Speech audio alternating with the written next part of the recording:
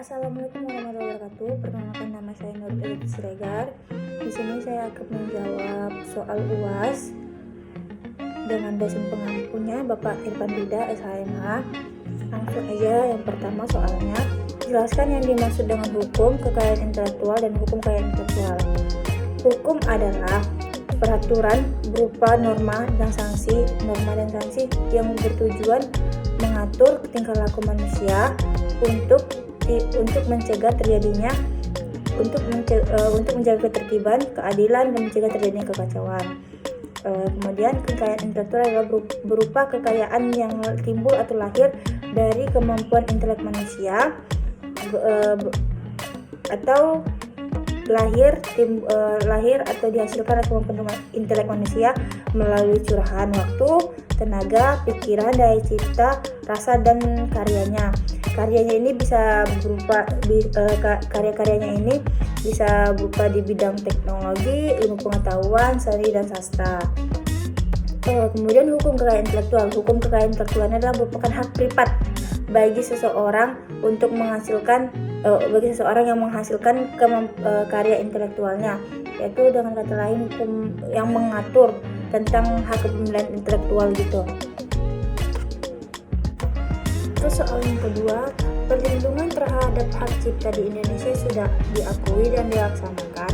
Hal ini tercermin dengan adanya peraturan yang mengatur mengenai hak cipta di Indonesia. Apabila terjadi perbuatan memotokopi sebuah buku dengan maksud tidak untuk dikomersilkan, apakah perbuatan tersebut termasuk ke dalam pelanggaran hak cipta? Jelaskan. Jawabannya adalah tidak. Karena tindakan tersebut selaras dengan pembatasan atau pengecualian tercantum dalam Undang-Undang Hak Cipta seperti pada pasal 44 dan pasal 46. Kemudian soal yang ketiga, sebutkan sebuah merek agar mendapatkan perlindungan harus didaftarkan ke Ditjen HKI. Setiap merek yang telah didaftarkan dan diterima oleh Ditjen HKI maka mempunyai hak perlindungan atas mereknya tersebut. Jika pelaku usaha kecil dan menengah memiliki merek dari usahanya, apakah perlu untuk didaftarkan merek dari usahanya tersebut? Jelaskan. Jawabannya adalah perlu. Merek merupakan hak kekayaan intelektual yang harus dilindungi dengan cara didaftarkan. Merek yang telah didaftarkan dapat digunakan untuk bukti kepemilikan merek dagang yang sah, dan alat bukti ini berupa sertifikat yang diterbitkan oleh Menteri Hukum dan HAM. Lalu alat bukti ini sebagai dasar penolakan bila mana ada pihak lain yang dengan gugatan ada pihak lain yang memakai merek yang sama, pemilik berhak memberikan gugatan pembatalan merek ke Pengadilan Niaga, melaporkan tindakan pembajakan dan pembajakan merek sebagai tindak pidana dan melakukan penyelesaian persengketaan, arbitrase, dan alternatif penyelesaian lainnya. Kalau dipikir-pikir memang rumit, tapi sudah membutuhkan waktu yang lama. Kemudian namun di balik rumit dan membutuhkan waktu yang lama, manfaatnya yang didapat dengan mendaftarkan merek dagang ini banyak gitu. Jadi kayak kita punya hak sendiri atas merek itu, jadi wajib didaftarkan. Jadi baik merek usaha kecil, menengah memang harus didaftarkan dikarenakan beberapa alasan yang tadi sudah dijabarkan. Kemudian soal yang keempat, paten dalam pelaksanaannya dilindungi oleh negara Republik Indonesia berdasarkan Undang-Undang Nomor 13 Tahun 2016 tentang paten. Sebutkan dan jelaskan perbedaan antara paten dengan hak ciptanya. Menurut Undang-Undang Nomor 28 Tahun 2014 tentang hak cipta, tentang hak cipta adalah hak eksklusif pencipta yang ditimbul secara otomatis berdasarkan prinsip deklaratif setelah suatu ciptaan diwujudkan dalam bentuk nyata dan mengurangi pembatasan sesuai dengan ketentuan peraturan perundang-undang. Artinya hak cipta akan diperoleh secara otomatis ketika pencipta membuat ciptaannya. Kemudian hak cipta akan diperoleh secara otomatis tanpa perlu mendaftarkan hak cipta tersebut. Udah ada hak cipta tuh kayak udah diperoleh ketika kita menghasilkan sesuatu tanpa harus didaftarkan, itu termasuk hak cipta karena kita yang nyiptainnya gitu. Lalu hak paten ini dilindungi oleh Undang-Undang Nomor 13 Tahun 2016 tentang paten, di mana yang dimaksud dengan paten adalah hak eksklusif yang diberikan oleh negara kepada inventor atau hasil invensi di bidang teknologi untuk jangka waktu tertentu, melaksanakan sendiri invensi tersebut dan memberi persetujuan kepada pihak lain untuk melaksanakannya. Kemudian serta apa hubungan antara hak cipta dan hak paten? Serta apa hubungan antara paten dan hak cipta? Duluan ada hak cipta baru ada hak paten. Misalnya dulu kita ciptakan dulu, kemudian dipatenkan atau diberikan hak oleh dipatenkan atau dilindungi, itu harus duluan dulu hak cipta, baru hubungannya itu duluan dulu hak cipta baru adanya hak paten, Selanjutnya nomor 5, perlindungan yang diberikan terhadap desain industri yang telah didaftarkan memiliki batas jangka waktu perlindungannya. Jelaskan mengapa desain industri tidak dapat diperpanjang lagi masa perlindungannya. Dan lalu pertanyaan keduanya, sebutkan dasar hukum yang mengaturnya. Jawabannya,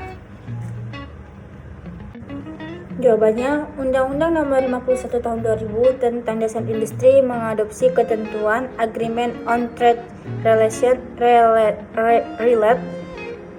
Aspects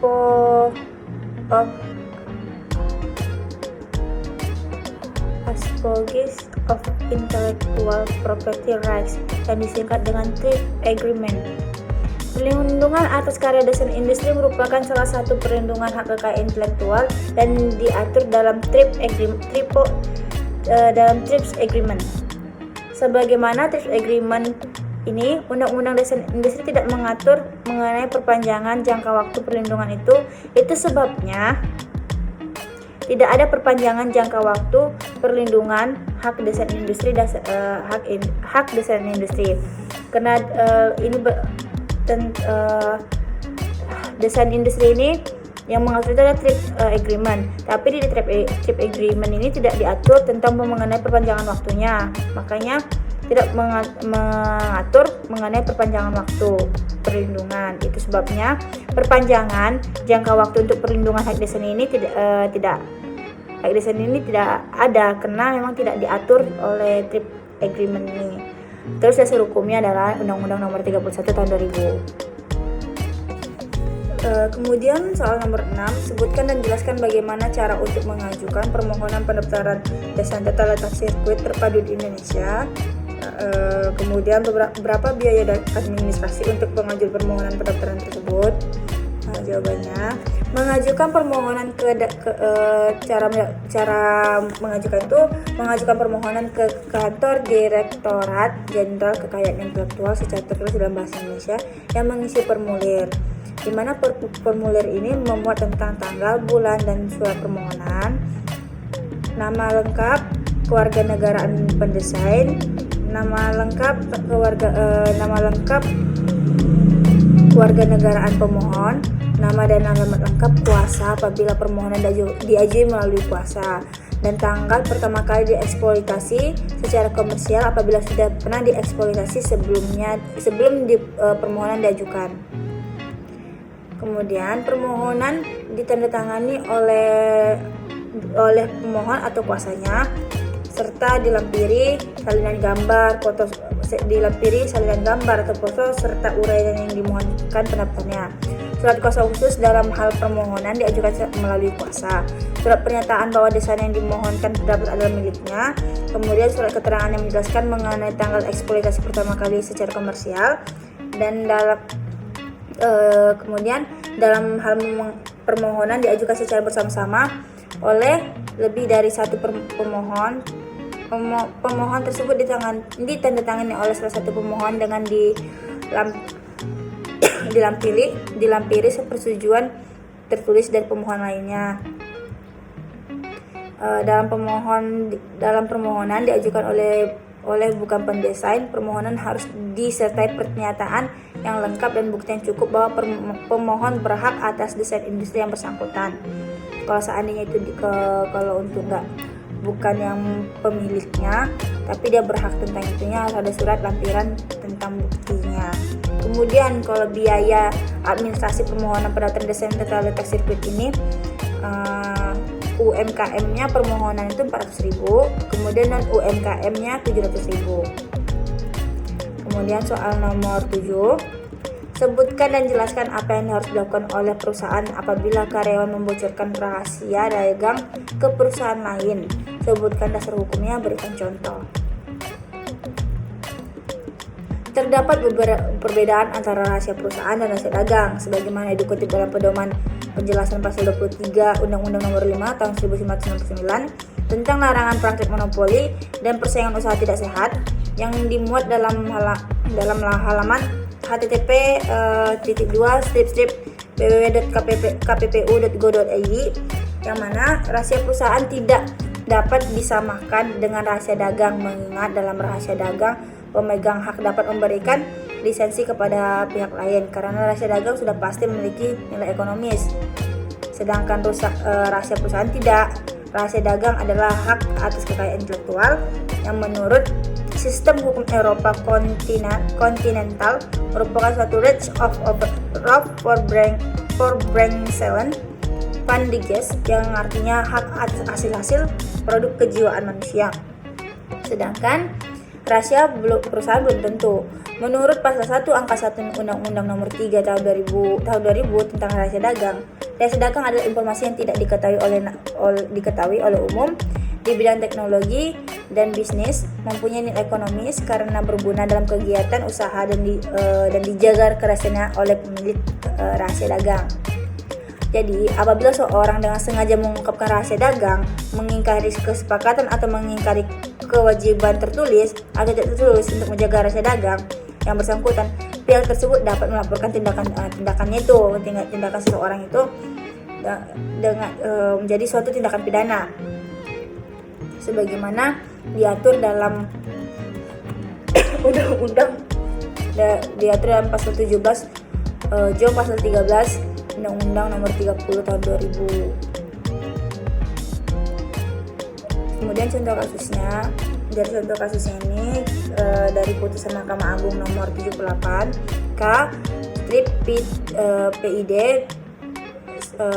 titik sus strip 2008, yang mana pokok di mana menguatkan putusan pengadilan tinggi ini tentang kasusnya, contohnya di Pengadilan Tinggi Jakarta, yang mana seorang karyawan atau terdakwa membocorkan rahasia dagang perusahaannya sebelumnya yang tempat dia bekerja untuk kepentingan memenangkan perusahaan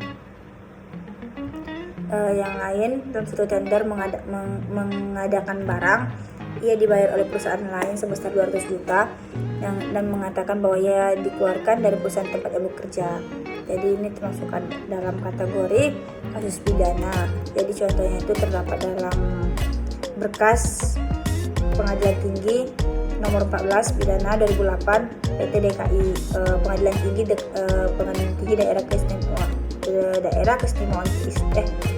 daerah keistimewaan ibu kota DKI lah dibilangnya. Kemudian yang terakhir, jelaskan mengapa varietas tanaman yang bertentangan dengan peraturan perundang-undangan peraturan perundang-undangan yang berlaku tidak bisa dilindungi. Berikan contoh dan jelaskan. Sebelumnya kita jelaskan tentang varietas tanaman ini. Varietas tanaman ini yang disingkat dengan PPT adalah perlindungan khusus yang diberikan negara. Dalam hal ini diwakili pemerintah dan dalam pelaksanaannya dilakukan oleh Kantor Perlindungan Varietas Tanaman terhadap varietas tanaman yang dihasilkan oleh pemuliaan tanaman melalui kegiatan pemulihan tanaman. Varietas yang dapat diberikan PPT ada varietas yang penggunaan varietas yang tidak dapat diberikan PPT atau perlindungan varietas tanaman ini adalah yang bertentangan dengan peraturan perundang-undangan, kemudian yang berlakunya ketertiban umum, kesusilaan, norma-norma agama, kesehatan dan kelestarian lingkungan hidup. Yang dimaksud dengan penggunaan varietas tanaman yang penggunaannya bertentangan dengan perundang-undangan itu dan ketertiban umum, kesehatan, kesusilaan dan lain-lainnya itu misalnya tanaman yang menghasilkan psikotropika.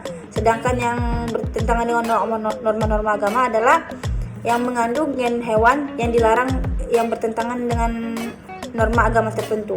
Jadi seperti itu. Kenapa nggak bisa diberi perlindungan tuh? Karena kalau seandainya ada yang mengandung psikoterapi itu termasuk menentang perundang-undangan, kemudian menentang kesehatan dan lingkungan hidupnya. Itu seperti ganja. Kalau tanaman yang mengandung gen hewan yang bertentangan dengan norma agama itu misalnya kalau di Islam tuh tanaman yang mengandung gen babi, ngomongnya babi, anjing, yang pokoknya yang bertentangan dengan Islam itu termasuk tidak dilindungi, tidak dapat perlindungan pada tanaman. Mungkin itu cukup sekian dapat saya sampaikan, kurang dan lebihnya saya mohon maaf. Dalam penyampaian saya banyak yang kurang berkenan di hati, saya mohon maaf. Wassalamualaikum warahmatullahi wabarakatuh.